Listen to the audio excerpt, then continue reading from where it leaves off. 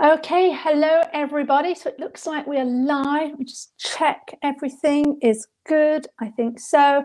Okay, good. So it is 4 o'clock here in the UK. So going to be talking today about a really important subject when it comes to changing how you drink. I'm going to be talking about interrupting desire. Now, this is really important because desire is an emotion that actually sits at the root of all drinking and over drinking. Now, there will be many other emotions and feelings that come into play, but ultimately we drink because we have the desire to do so. And therefore, learning how to interrupt this cycle, the pattern that I'm going to talk about in a moment that you have established with this desire, learning to interrupt that is going to be crucial in basically reprogramming the habit of drinking. Now, I want to make it clear, actually, before I get going, a lot of people ask, so when does a habit become an addiction? And, as I see it, there isn't some clear line when you step from one into the other. But most of the people that I come across, they're not drinking to stop symptoms of withdrawal. They're actually just trying to understand what role alcohol plays in their life, and they're questioning this, because maybe they're not getting the results out of this that they want. And my work is all for those people. Now, if you happen to be listening to this and you are drinking to avoid withdrawal, I would say first and foremost, never stop drinking straight away, all at one go, if you're not under medical attention. But certainly the concepts that I teach will have some value for you moving forward. So before we get into the meat of today, a few words about me. I'm Anna Charles. I'm a life coach, and I help people stop over drinking in 90 days. Yes, 90 days without missing out on life. And I always say without missing out on life because I always knew that for me, when I wanted to change how I was drinking, that it had to be something that would still deliver me a fun life, right? We have so much of our society, we connect alcohol with having fun.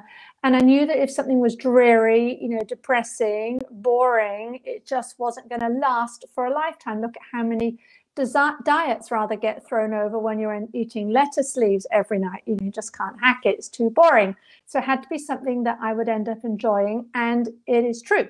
You can stop over drinking and still enjoy life. And in fact, I'm obsessed now with helping people do this, because there was a time when I had a big corporate job, very high performing person, but I had this drinking thing. I didn't drink every night, but when I did want to cut back, it was difficult to do so. And I basically just couldn't put my arms around what was going on until I found life coaching. And I found that, when working with the mind and the concepts there, it was just extraordinary. And it basically helped me to lose all desire for alcohol, over the space of the time I was working on it. And now today, the reality is I still go to bars, still go to restaurants, still go out with friends who are drinking loads and loads around me, but I have absolutely no desire to drink. There's a bottle of open wine in the fridge downstairs. I know my husband likes the occasional drink.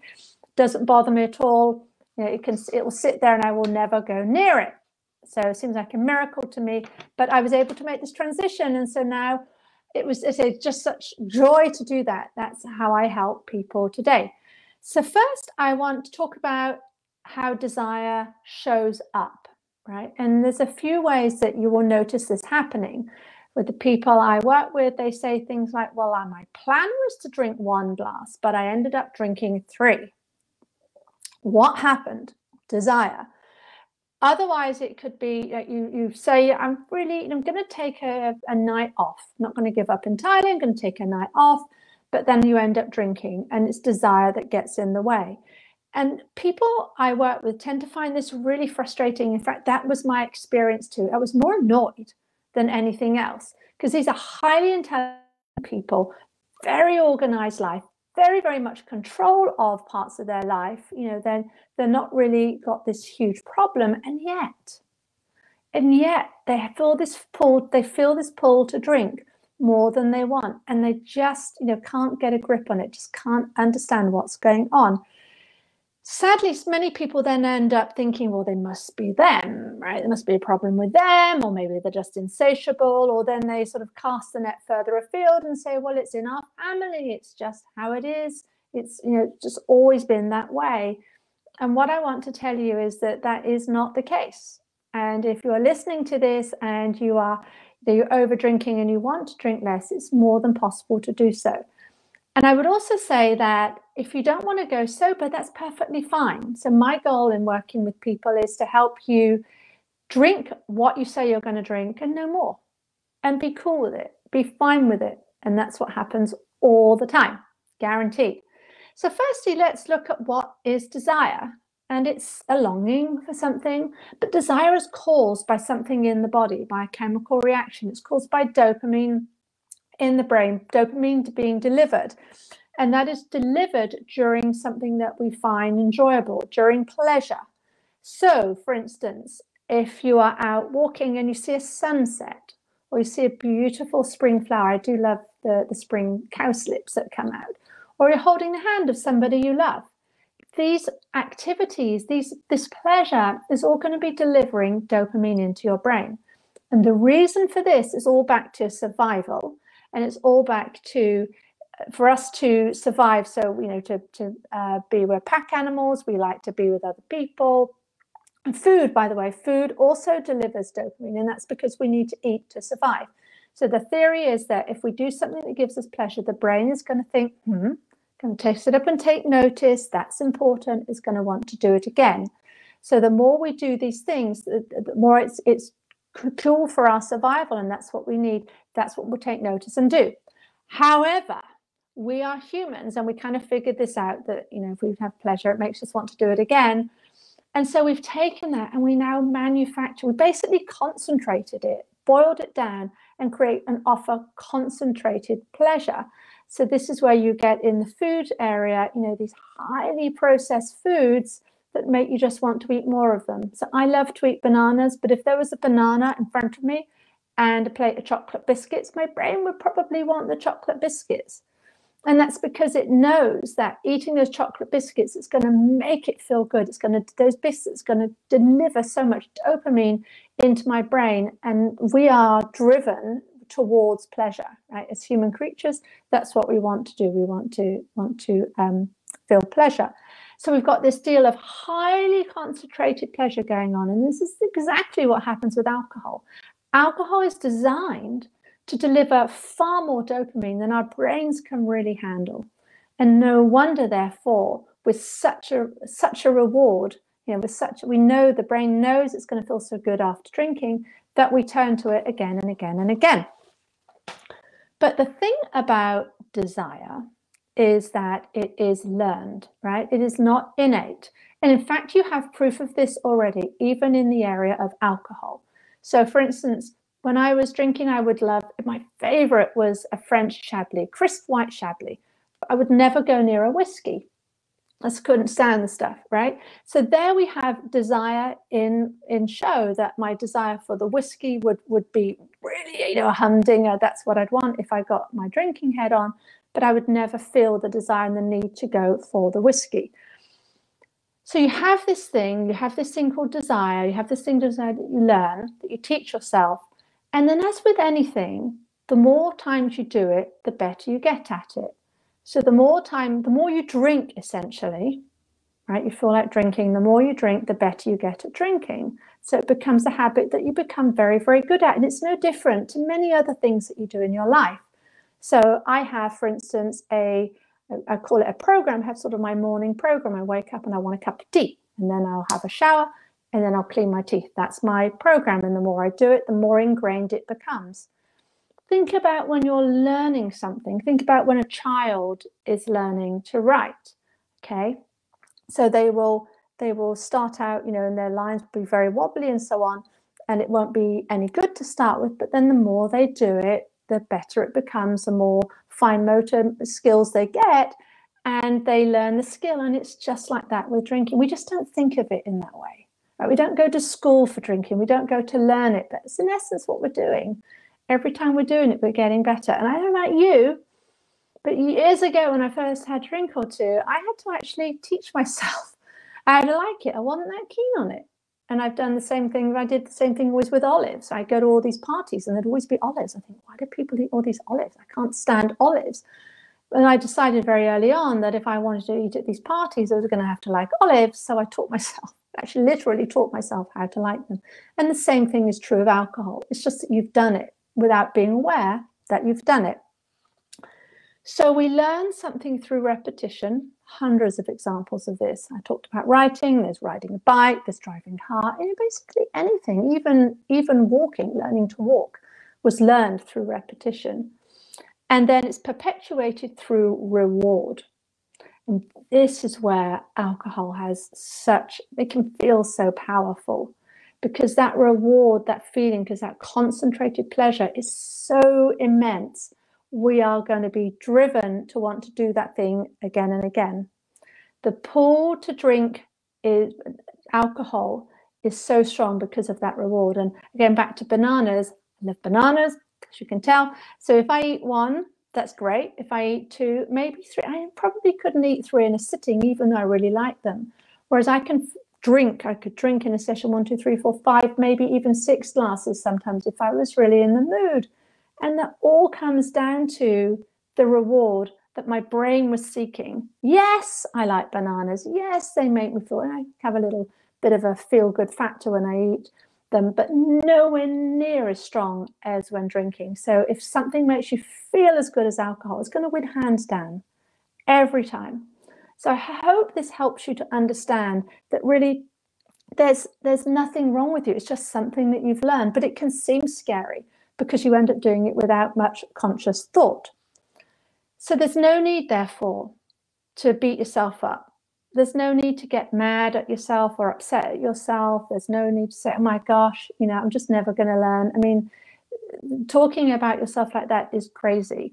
I hope this reassures you that really all that's happened is that you've learned how to get good at this. But the wonderful thing is, if you've learned to get good at this, you can get good at something else. And that something else in this case can be unlearning that desire. How do you do this? Well, we have to interrupt the reward loop. As I said earlier, so loop or a pattern, think of a pattern or a program. I mean, different people have, or routine, have different words for this. But if you think about what's happening, so if I look back to what was happening for me, and 6 o'clock, 6:30 when I came in from work, that was my trigger time. So I would come in, I think, generally it would be, the working day's over. I would then on that thought have this desire for a drink, which would then push me, propel me by some force that used to fill to the fridge, and I'd drink a glass of wine.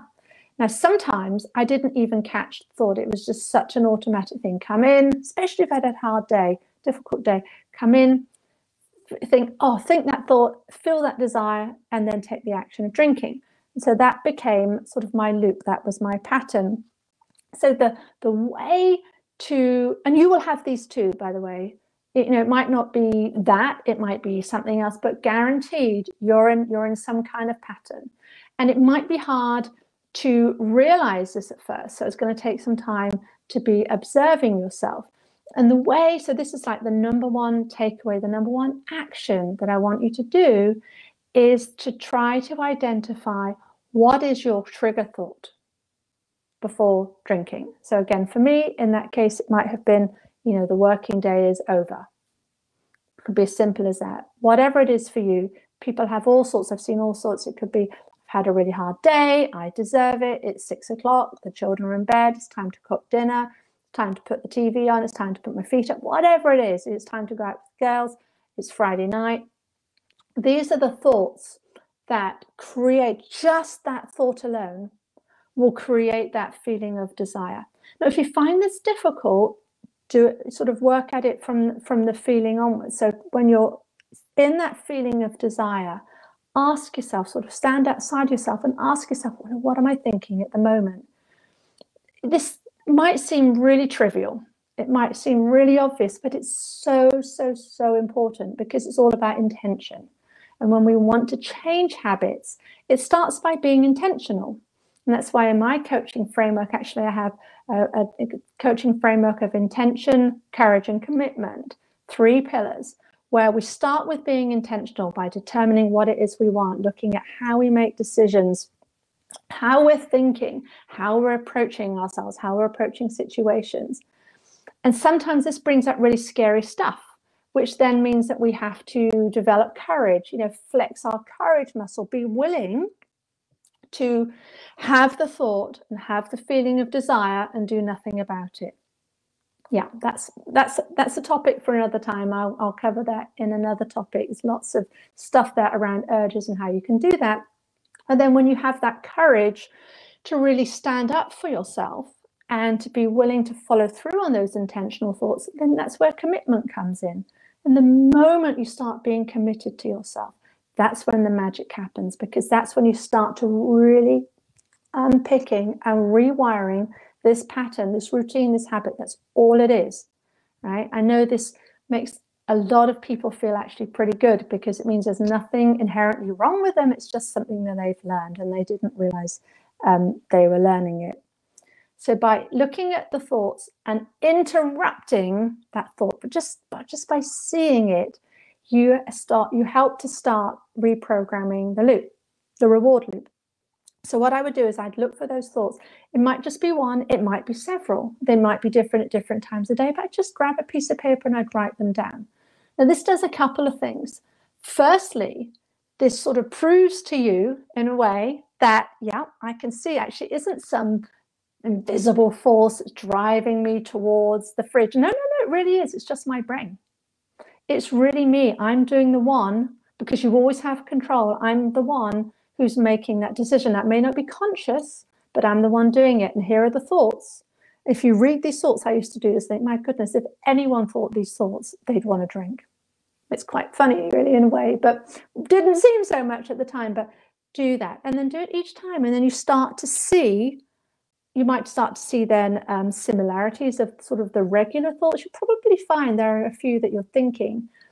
And then so if you can do this before you have the drink, that's brilliant. Probably too hard to start with. So at any point during the drink process, if, goodness, I need to write that down. Anna said, just do it then, just capture it. Later is better than never. And then as you see this, then it will give you the intelligence that you need to say, right, so if I'm thinking this, that means desire is just around the corner, right? These are my triggers for desire. And then what I would do with the clients is then we'll start to say, how can we change that, right? So how can we change that thought so that it's not driving the desire? But really for right now, just start to pay attention, know what's going on at the point when you are, that's creating that desire in you to drink.